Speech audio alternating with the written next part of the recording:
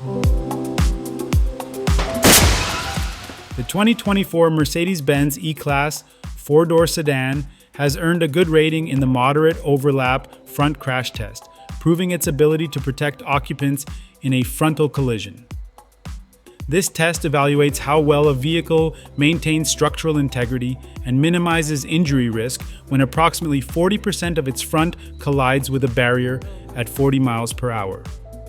During the evaluation, the E-Class demonstrated strong cabin protection with minimal intrusion into the driver's space.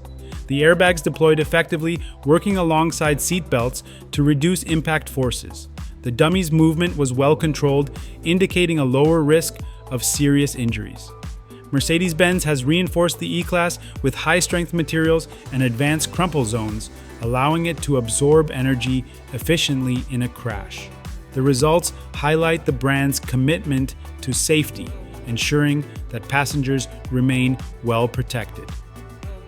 With its impressive crash test performance, the 2024 E-Class continues to set high safety standards in the luxury sedan segment.